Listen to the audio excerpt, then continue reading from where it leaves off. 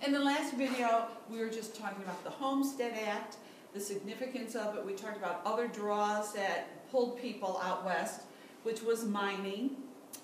And then I asked you to compare some things in terms of how do you think industry impact movement and how did the movement impact industry. And here's some of the answers to that question I asked you to consider.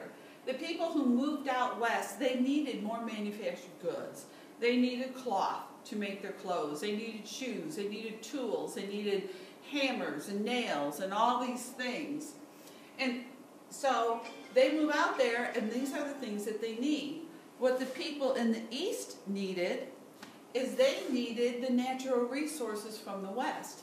They needed the ore to make the iron ore, to make the steel. They needed the trees and the lumber to build houses and things like that. So they needed the food.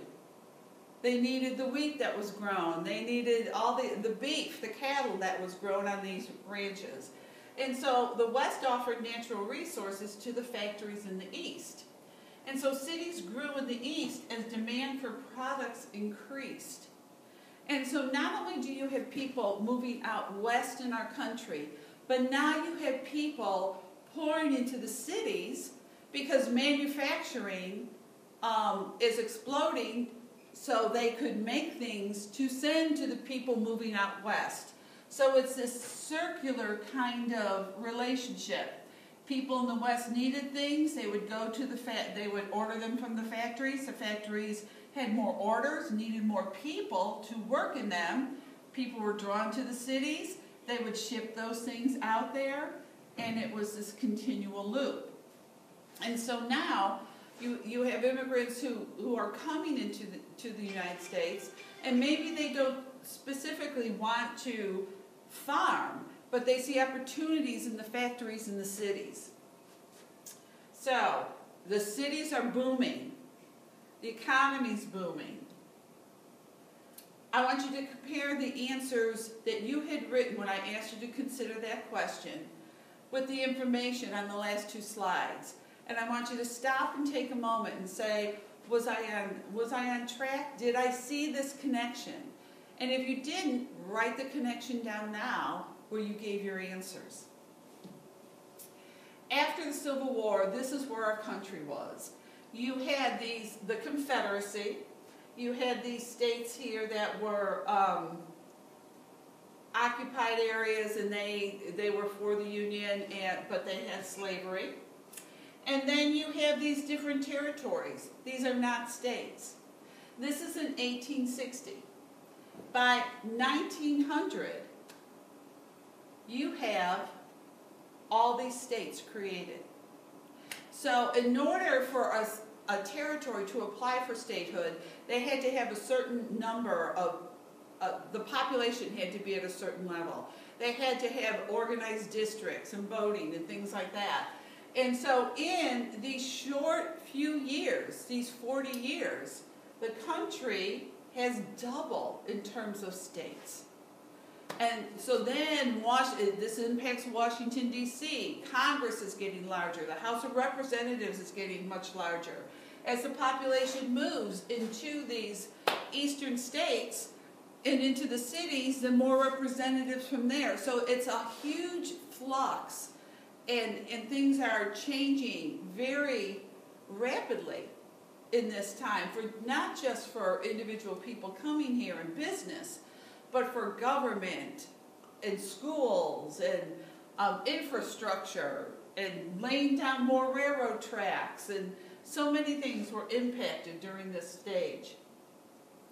And one of the things that allowed people to move out west, one of the things that allowed it was this new industrial revolution, that just as the cotton gin being invented transformed the South, and in a sense was a huge contributor to the Civil War in terms of the value that slaves now were to making money, this new industrial revolution and some of the items that were invented are making the same type of impact in how the country is developed.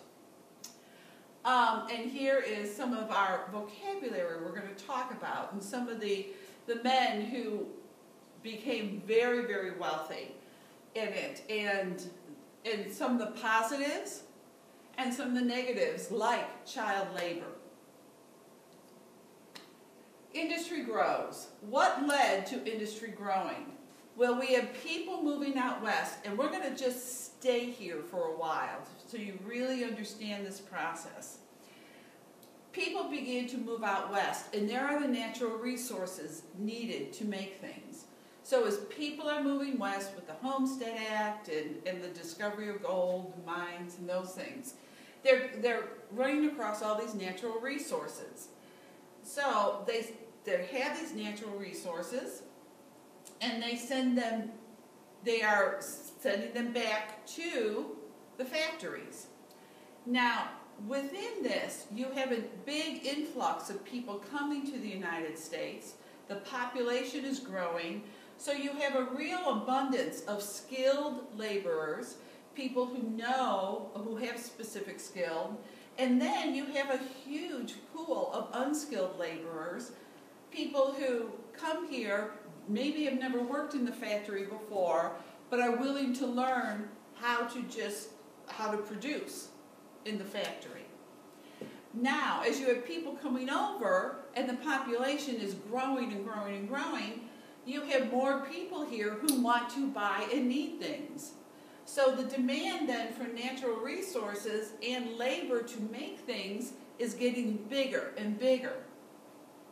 Then you have the increase of railroad lines to ship these items out west, to ship the resources back east, and the railroad lines increase technological innovations. As people are moving out west, they're saying, people are how do we adapt to this new environment? Oh, we'll make this. We'll create this. Well, how do we deal with the difficult soil in the prairie? A wooden plow doesn't make it. Maybe we'll have to look at a metal plow. There's these innovations and all these technological responses to the growth. The same way we have all these technological advances to the growth and needs of our population. Why do we have vaccines? Why do we have certain things? It is a response. We need to develop something to a condition. As people moved out west, they said, oh, we could produce this, we can make this, make the condition better. One of the technological innovations that was created that made a huge difference was the Bessemer process, and it was a different way to make steel. It not only made steel much stronger, but it made steel much cheaper. It was a cheaper way to produce this. Well, if you can make a better product, and if you can make it cheaper, you're going to be quite successful with that product and be able to sell it. And so this is an example of how industry began to grow. In the next video, we're going to look at some of the, in a sense, the movers and shakers who created, who invented things that really impact industry growing.